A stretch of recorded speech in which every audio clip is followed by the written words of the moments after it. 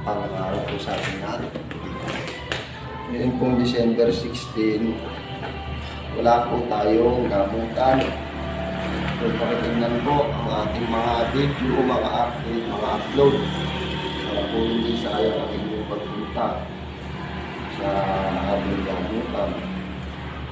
Lalo na po sa mga malalayo. Tingnan mo mabuti.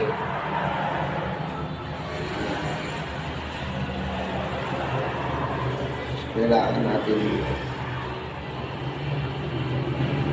dalawahin ang ating sarili. Natin po ang oras. So all around po ang ating gamutan. Ang doktor po, depende po sa doktor. Basta muna pagkituwala sa Diyos, pang-albularyo yan. Nagmamassage din po tayo. Pilot o massage. Hindi nyo mabuti ang schedule natin para hindi sayang ang punta nyo.